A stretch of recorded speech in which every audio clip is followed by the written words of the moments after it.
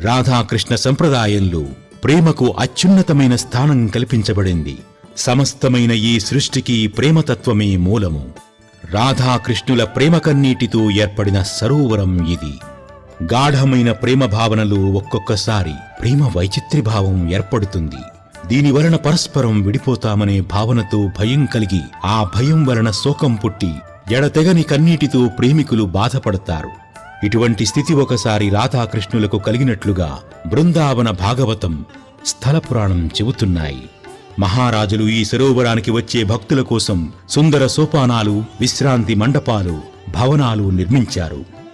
రాధాకృష్ణుల విహార శిల్పాలతో, చక్కని వృక్ష శోభతో తీర్థస్థలంగా ప్రసిద్ధి పొందిన ఈ సరోవరాన్ని వీక్షిస్తే ప్రజలకు కలిగే అకారణ దుఃఖం నశిస్తుంది. పుణ్యస్నానం గావిస్తే రాధాకృష్ణుల అనుగ్రహం లభిస్తుంది. బృందావనంలో శ్రీహిత రాసమండల్ ప్రదేశానికి ఒక చక్కని గుర్తింపు ఉన్నట్లుగా స్థల పురాణం ద్వారా తెలుస్తోంది. కలియుగంలో భక్తి చైతన్యాన్ని వ్యాప్తి చేయటానికి, రాధాకృష్ణులు ఉజ్వలమైన దివ్య ప్రభావాన్ని ప్రచారం చేయటానికి అవతరించిన మహాభక్తుడు శ్రీహిత హరివంశ మహాప్రభువు. సాక్షాత్తు శ్రీకృష్ణ భగవానుని యొక్క మురళీయంశ స్వరూపుడు. బృందావనంలోని ప్రజలు ఆయనకు సమర్పించిన భూమిలో రాసమండలిని నిర్మించడం జరిగింది. నిరంతరం రాధాకృష్ణ నామస్మరణలో సేవలు జీవితాన్ని ధన్యంగా గావించుకున్నాడు. మనం వీక్షిస్తున్న శ్రీహిత రాసమండల మందిరం అలంకార శోభితమై అలరారుతుంది. ఆహ్లాదకరమైన వాతావరణంలో ఆధ్యాత్మిక భాగ్యనిధిగా ప్రకాశిస్తుంది. సుందర వందనారవిందుడైన గోవిందుడు వివిధ అలంకారాలతో భక్త మందారుడై భక్తులను అనుగ్రహిస్తున్నాడు. సిద్ధ పురుషులు, రాధా భక్తులు ఇక్కడ విశేషంగా హోమ కార్యక్రమాలు నిర్వహిస్తూ ఉంటారు. రాధాకృష్ణుల రాసమండల సంబంధిత పీఠాలు, పాదముద్రల పవిత్ర శిలాకృతులు, నిత్య అర్చనాది కైంకర్యాలు, భజనలతో మందిరం సర్వ సౌభాగ్యప్రదాయినిగా, భక్తాభిష్ట వరప్రదాయినిగా ప్రసిద్ధిని పొందింది.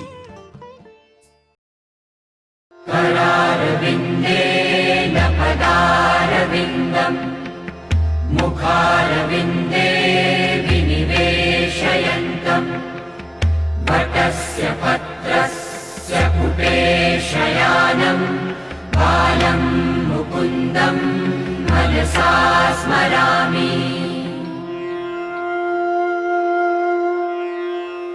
వసుదేవసుతం దేవం కంసచాణూరమర్దనం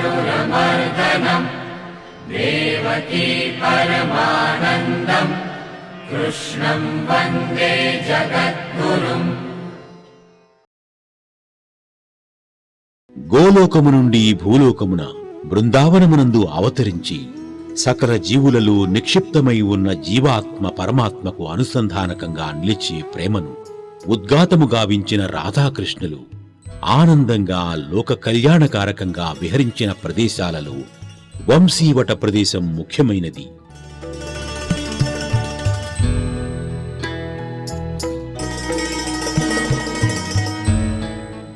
సకల జీవులకు తన వేణుగానంతో ఊపిరిలు ఊదిన మురళీధరుడు ముచ్చటగా అనేక పర్యాయములు సంచరించిన ప్రదేశం ఇది.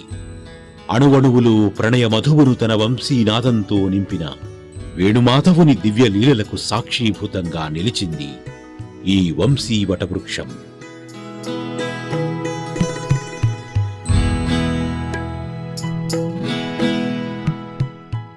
మర్రి చెట్టు దగ్గర కృష్ణుడు ఉండి వంశీగానం చేసేవాడు కనుక ఈ వృక్షానికి వంశీవట వృక్షమనే పేరు వచ్చింది. సమస్త జగత్తును సమ్మోహనపరిచే వేణునాదలోలుడు అయిన కృష్ణుడు నిలిచిన వటవృక్షం మనందరికీ ఆరాధ్యమైన కృష్ణ వృక్షం.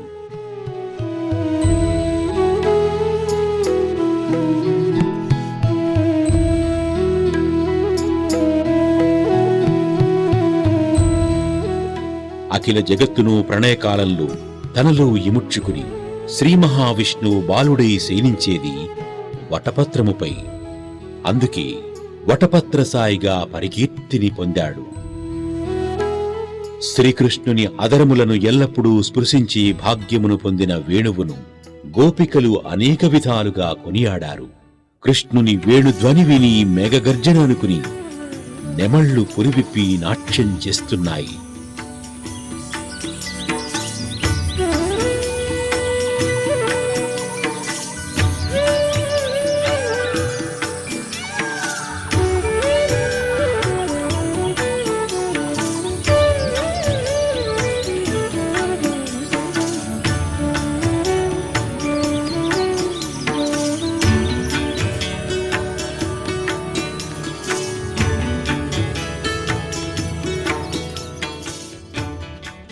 దూడలు తమ తల్లులైన ఆవుల యొక్క పాలను త్రాగుతూ మురళీగానానికి పరవశించి నోట్లో పాలను అట్లే మృంగకుండా ఉంచుకుని ఆనందంతో అశ్రుపూర్ణ నయనాలతో నిలబడే ఉన్నాయి.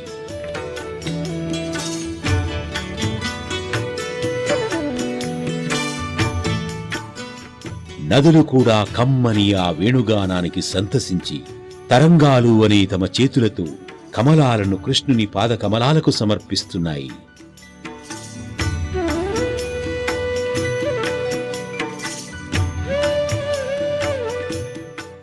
ఈ విధంగా గోపికలు కృష్ణుని వేణువు యొక్క అదృష్టాన్ని, వేణువు చేసే ఆశ్చర్యకరమైన అంశాలను, వేణుధరుని లీలా విశేషాలను భాగవతంలో చెప్పుకోవటం జరిగింది.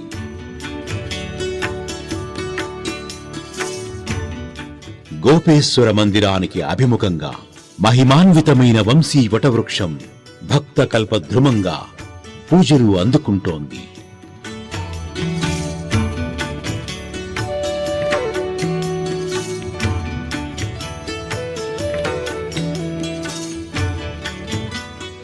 ఒకసారి రాధతో కలిసి ఈ వటవృక్షం దగ్గరకు వచ్చిన కృష్ణుడు ద్విగుణీకృత ఉత్సాహంతో అద్భుతంగా చిత్తాకర్షంగా సకల లోకాలు మైమరిచే విధంగా వేణుగానం చేశాడు. కృష్ణుని ఆనంద మురళీ గాన విన్యాసాన్ని వినులు విందుగా వింటున్న రాధ కూడా పరవశించి వంశీనాదానికి అనుగుణంగా భువన మోహనంగా నయన మనోహరంగా నాట్యాన్ని చేసింది. తరువాత ఆమె కృష్ణునితో, ప్రాణనాథ, ఈనాటి మధురమైన మన ఇద్దరి హృదయ సంగమ సన్నివేశానికి చిహ్నంగా మీ వేణునాదం, నా పాదనూపరద్వానం ఇక్కడ వాయుమండలంలో శాశ్వతంగా ఉండాలి. మన భక్తులకు ఆ నాదం, ఆ మంజీర ధ్వానం వినపడాలి అని కోరుకుంది. కృష్ణుడు తదాస్తు అని పలికి భక్తులకు మరొక వరాన్ని ప్రసాదించాడు. అదేమిటంటే, భక్తులు ఎవరైనా వటవృక్షానికి చెవులు ఆనించి భక్తితో రాధాకృష్ణ నామస్మరణ గావిస్తే వారికి దివ్యనాద తరంగాలు వినిపిస్తాయి.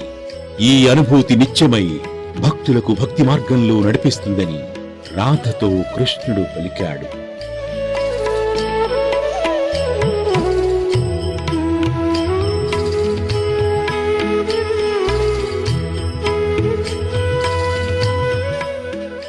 నేటికి బృందావనానికి వెళ్లిన భక్తులు తప్పనిసరిగా ఈ వటవృక్షాన్ని దర్శించి చెవులు ఆనించి ఎవరి యోగ్యతలకు అనుగుణంగా వారు వటవృక్షం నుండి దివ్య శబ్దాలను శ్రవణం చేసి తరిస్తారు.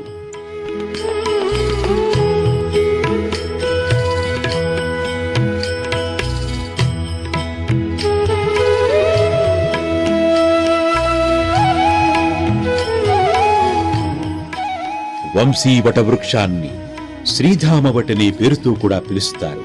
రాధాదేవి సోదరుడు శ్రీధాముడు కృష్ణునికి పరమ ఆప్తుడు. వంశీ వటవృక్షం దగ్గర ఎల్లప్పుడూ కృష్ణుణ్ణి శ్రీధాముడు సేవించేవాడు. ఈ కారణం వల్ల దివ్యమైన ఈ వటవృక్షానికి శ్రీధామ వటవృక్షమనే పేరు వచ్చింది.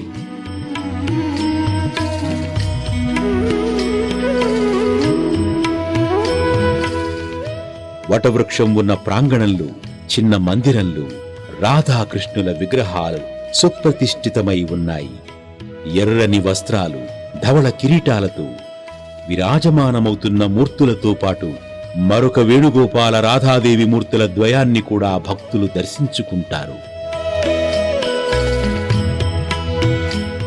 నమస్కార ముద్రతో ఉన్న గరుత్మంతుని విగ్రహం ప్రత్యేక ఆకర్షణగా నిలుస్తుంది.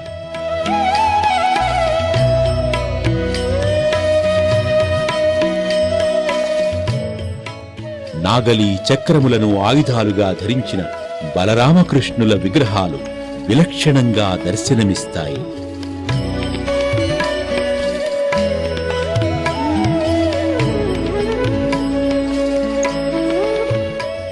పవిత్రమైన ఈ వటవృక్షానికి భక్తులు సభక్తికంగా వస్త్రాలు సమర్పిస్తారు.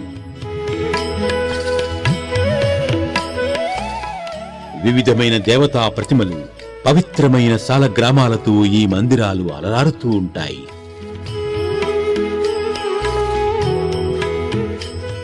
వంశీ వటవృక్ష దర్శనం మోక్ష మార్గానికి సుదర్శనం. बट कहते हैं बरगद के पेड़ को, इस पर बैठ के भगवान कृष्ण बंसी बजाया करते थे, इसलिए इसका नाम बंसी बट पड़ा। बंसी बट नाम से उनके ग्वाल बाल सखा आसपास के मंडल के लोग इसे बंसी बट नाम से जानते थे। दिन में 4 ही पहर होते हैं। इससे सिद्ध होता है कि भगवान के बाल्यकाल का सर्वाधिक समय यहाँ पर व्यतीत हुआ, इसलिए उनकी समस्त लीलाओं को कह पाना तो असंभव जैसा ही है। नित्य रामानंदीय संप्रदाय में या चतुर संप्रदाय वैष्णव में स्तुतियों में सवेरे शाम गाया जाता है, बंसी बट सो बट नहीं कृष्ण नाम सुना। वही ये बंसी बट है, यहाँ भगवान कृष्ण गाय चराते थे। वही ये भूमि है, वही ये बट वृक्ष है जिसके नीचे हम आप सभी खड़े हैं। ये मंदिर जो है, इस मंदिर के बारे में बताते हैं। वैसे तो यहाँ गोपीनाथ भगवान भी हैं, राधा कृष्ण है, कृष्ण बलराम है, लेकिन मुख्य रूप से ये मंदिर भगवान कृष्ण के सखा श्री दामा जी, जिनके संदर्भ में ऐसा कहा जाता है राधा जी के सौतेले बड़े भाई भी थे, उन्हीं का मुख्य रूप से मंदिर है। यहाँ पर आते हैं, जमाते महात्माओं की आती रही, काफ़ी संख्या में आते हैं, तो यहाँ मंदिर में उनके रहने की खाने की व्यवस्था यथाशक्ति होती है।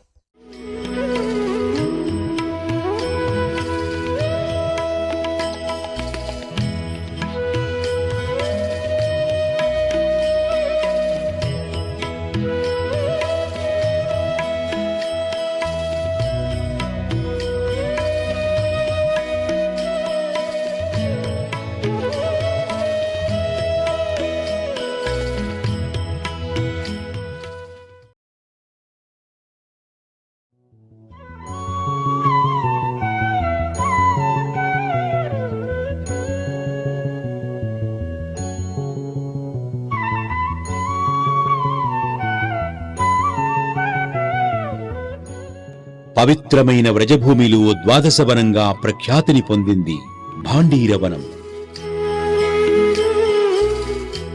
సృష్టికి మూలకర్తలైన రాధాకృష్ణుల వైవాహిక మహోత్సవం జరిగిన దివ్య ప్రాంతం ఈ భాండీరవనం. చతుర్ముఖ బ్రహ్మ స్వయంగా పురోహిత స్థానం వహించి రాధాకృష్ణులకు పరిణయ ఉత్సవాన్ని నిర్వహించాడు. ఫాల్గుణమాస శుద్ధ ద్వితీయ తిథిన జగత్ కళ్యాణ కారకంగా రాధాకృష్ణుల కళ్యాణం జరిగింది.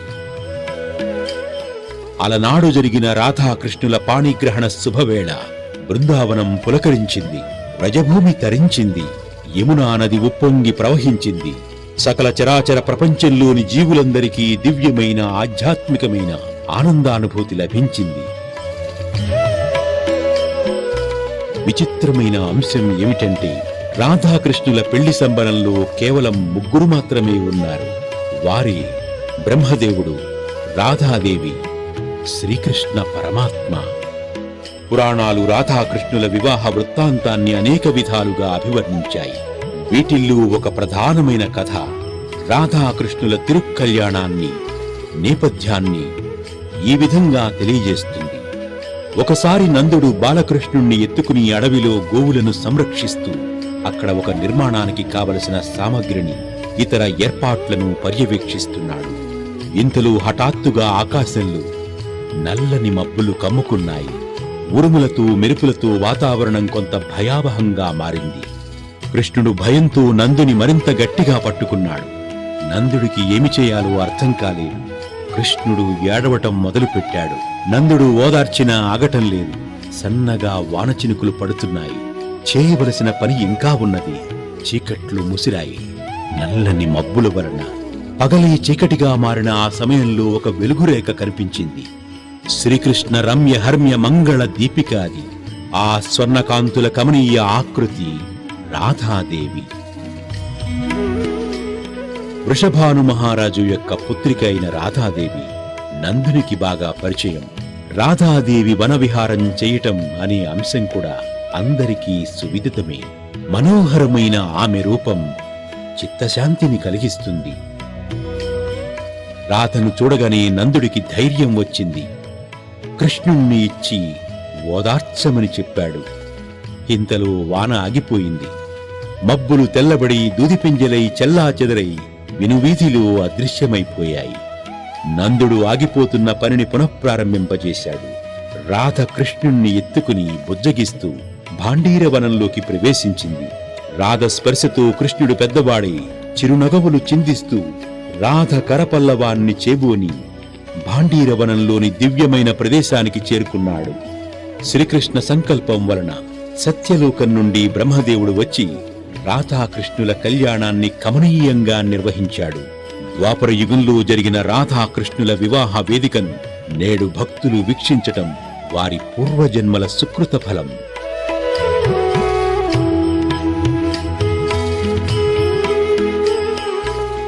ఇక్కడ నిర్మించిన మందిరంలో దారుమండపంలో రాధాకృష్ణుల మూర్తులను భక్తులు దర్శించుకుంటారు. ఆంజనేయ స్వామిని, సంతోషిమాతను సేవిస్తారు.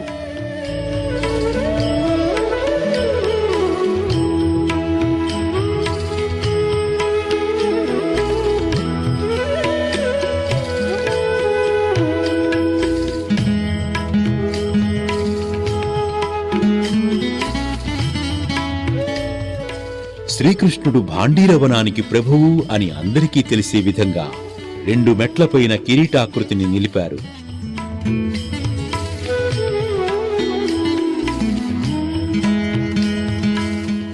ఇక్కడే ఉన్న ఇతర మందిరాలను, అందులో ప్రతిష్ఠితమై ఉన్న వివిధ దేవతామూర్తులను దర్శించుకుని భక్తులు ఒక బావి దగ్గరకు వస్తారు. దీనినే భాండీర కూపం అని పిలుస్తారు. రాధాకృష్ణుల పెళ్లి జరుగుతున్న సందర్భంలో యమునా నది పాతాళ గంగగా ఇక్కడ పెల్లుబికింది. యమునా జలాలను తన కమండలంలోకి తీసుకుని బ్రహ్మ వివాహ ప్రక్రియను కొనసాగించాడు. ఆనాటి పవిత్ర జలాలతో ఉన్న ఈ భాండీర కూపం దగ్గర హోలీ పర్వదినంలో వైభవంగా ఉత్సవం జరుగుతుంది. వేలాదిగా ప్రజలు ఇక్కడకు తరలివచ్చి ఆనందోత్సాహాలతో ఈ పండుగను జరుపుకుంటారు.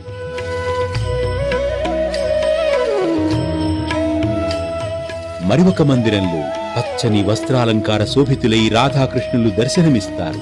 ప్రక్కనే బ్రహ్మదేవుడు వివాహం జరిపిస్తున్నాడు. భాండీర వటవృక్షం క్రింద ఉన్న చిన్న మందిరం ఇది.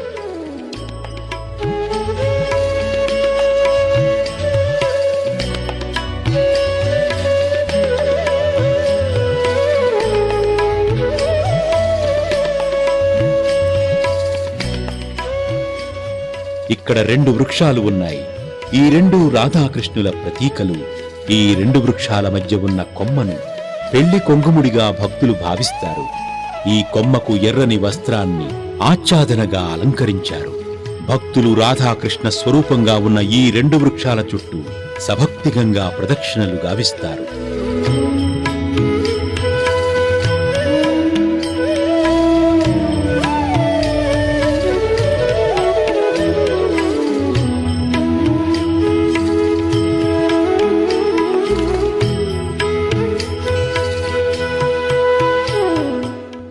భాండీరవనం దర్శించడానికి వచ్చే భక్తుల కోరికలు వారి యోగ్యతలను అనుసరించి వెనువెంటనే ఫలిస్తాయని స్థల పురాణం ద్వారా తెలుస్తోంది. ముఖ్యంగా వివాహం కాని యువతీ యువకులు ఇక్కడకు వచ్చి రాధాకృష్ణులను సేవిస్తే వివాహ సిద్ధి కలుగుతుందని భక్తులు విశ్వసిస్తారు. మరొక మందిరంలో ఉన్న బలరాముణ్ణి దర్శిస్తే భూలాభము కలుగుతుందని, సర్వదోషాలు తొలగిపోతాయని ప్రతీతి.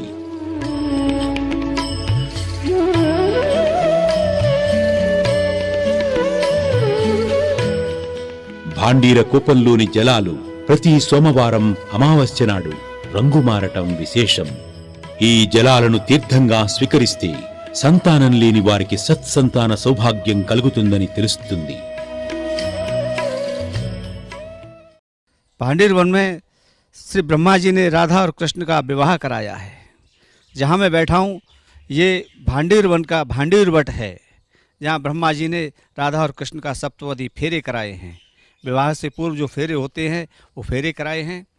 भांडीर वन में ही भांडीर कूप है, जिसको वत्सासुर के वध के उपलक्ष्य में गोविंद ने अपनी वंशी से प्रकट किया है।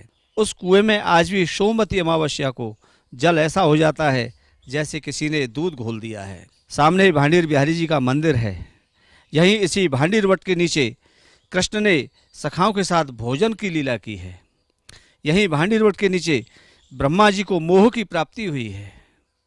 ब्रह्मा जी मोह के वशीभूत होकर के भांडीर वट के नीचे से कृष्ण के सखाओं को और बछड़ों को चुरा करके ले गए थे और 1 वर्ष पर्यंत तक एक गुफा में बंद करके रखा। और इधर कृष्ण ने अपने योग बल से वही सखा और वही बछड़े प्रकट किए हैं और ब्रज के गांव में कृष्ण के साथ वही सखा और बछड़े जा रहे हैं। ब्रह्मा जी को जब अपने अपराध का ज्ञान हुआ तो इसी भांडीर वट के नीचे आकर के ठाकुर कृष्ण की शरणागति हुए हैं। इसी भांडीर वट के नीचे कृष्ण ने अनेक लीलाएं की हैं। इस भांडीर वट की शाखाओं से यमुना जी को क्रॉस करने के लिए उस समय कोई पुल नहीं था, ब्रिज नहीं था। यमुना जी इसके नीचे होकर के बहती थी। मोहन राजत बट भांडीर, मोहन लता पता तर मोहन, मोहन रब जानीर। ब्रज के कवियों ने, रसिकाचार्यों ने इस भांडीर वट का बड़ा सुंदर उल्लेख किया है। हर पुराण में, ब्रह्म वैवर्त पुराण में कृष्ण की विवाह लीला का वर्णन है, बराह पुराण में, मत्स्य पुराण में भांडीर कूप का वर्णन है, हरिवंश पुराण में भांडीर वट का वर्णन है। ऐसा विशाल वट वृक्ष जो 48 किलोमीटर के एरिया में फैला हुआ। भांडीर वट के निकट ही बंसी वट है, जहाँ पर कृष्ण ने गोपांगनाओं के साथ, गोपियों के साथ कार्तिक महाराज पूर्णिमा को महाराज किया है, जिसका ब्रज के रसिकाचार्यों ने गान किया है। బృందావనం పరిసర ప్రాంతాలలోని పవిత్ర ప్రదేశాలు భక్తులకు సర్వాభిష్టాలను నెరవేరుస్తున్నాయి. నిర్మలమైన మనస్సుతో, పవిత్రమైన భావనతో, అకుంఠితమైన భక్తి తత్పరతతో బృందావన యాత్ర గావిస్తే సర్వ శుభాలను భక్తులు పొందుతారు. శ్రీ రాధాకృష్ణుల దివ్య నామస్మరణ భక్తులలో ప్రేమను, సేవాభావాన్ని, త్యాగాన్ని, భక్తిని ద్విగుణీకృతం చేస్తుంది. కలియుగంలో ముక్తిని ప్రసాదించే ఆధ్యాత్మిక సాధనలలో దివ్య నామస్మరణ ముఖ్యమైనది.